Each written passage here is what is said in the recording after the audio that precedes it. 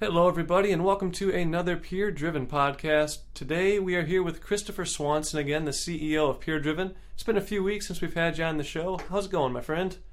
Well, Steve, it's been going really well. This is Minnesota, and we have beautiful, beautiful summers up here. So, apologize for skipping out on you the last few weeks, but we're back here in the studio. It's a beautiful day, and it's a great time to be with you.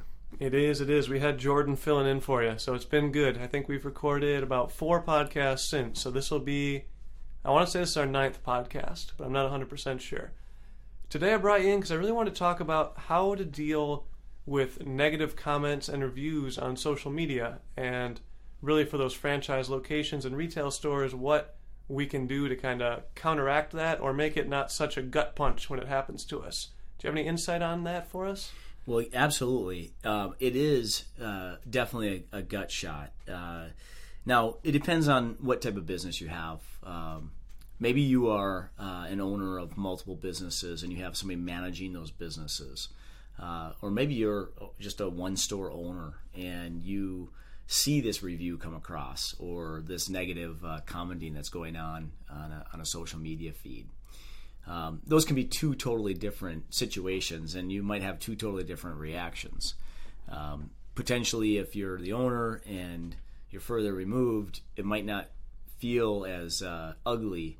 But when you said gut punch, I think that is actually the best way to describe it, especially if you are, a single store owner or something like that, or you have multiple stores, but you really care about what you do. You work you work so hard, right? Mm-hmm. And then all of a sudden somebody makes a negative comment. And the first thing I got to tell you is just recognize there's a lot of people in this world who are just looking for an opportunity to be negative. Yep.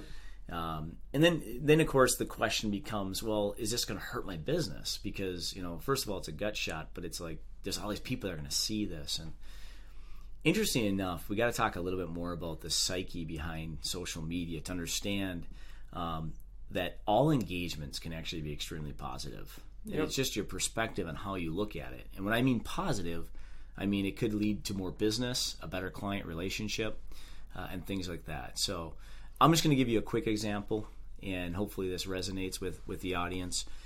We've worked with a company that has done some things like smoking fish and so on, and they have a product where they smoke a shrimp. And it's a big shrimp. It's a huge shrimp, but the price point on it is like $3.99. Mm-hmm. Okay, and so they get a lot of disparaging remarks on social media about this shrimp. They might even get disparaging remarks about the fact that this shrimp is not wild caught. It's actually a farm raised shrimp. But if you dig into some of those things, you start to realize it's a great opportunity to educate your customer. For example, we know that if shrimp fishing in the wild can actually be harsh on the environment. It doesn't have to be, but it can be.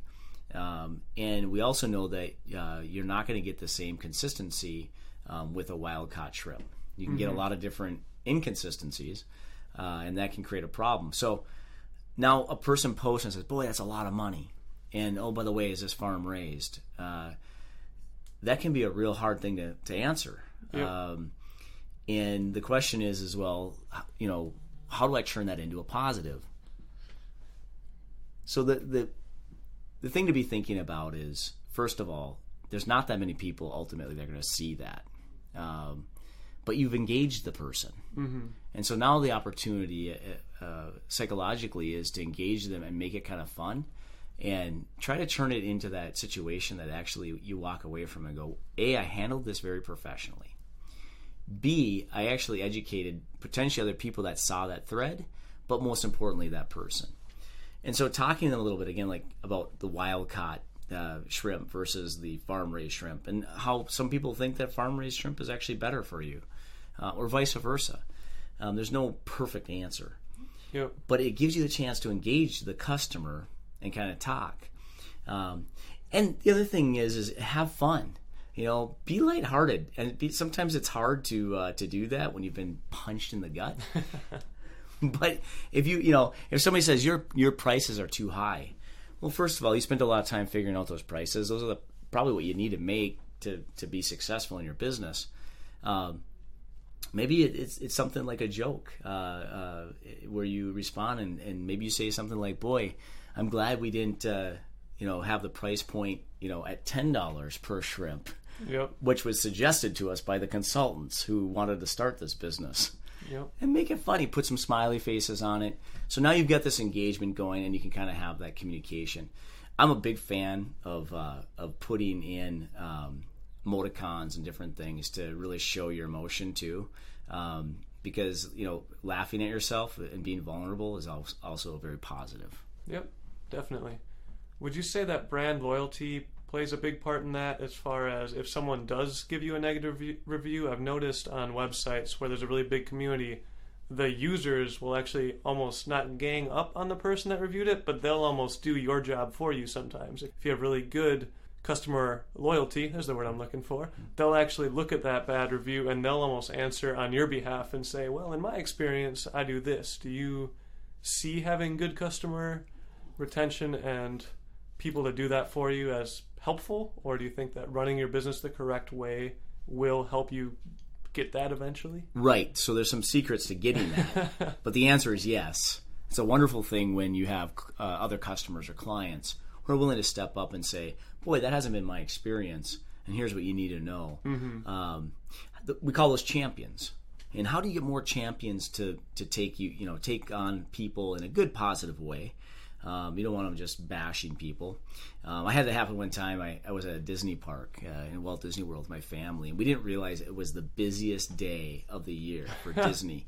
And the reason we didn't realize it is we'd normally gone that time of year. We go every single year. Yep. And it fell weird around the Easter time frame, and so it ended up being like an Easter break. So Gotcha. All the kids were there. You could hardly move through the park. Yeah. And I'm on some different Facebook Disney groups with crazy people who love Disney. And I made a post, and it was like, I was just saying, were the parks maybe oversubscribed, or did something kind of go weird? This wasn't a great experience.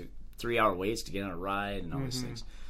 And Disney didn't have to respond at all. It was all these people jumping in saying, hey, did you know about this calendar that shows you, hey, did you realize you picked the busiest day of the year? Hey, da-da-da-da-da.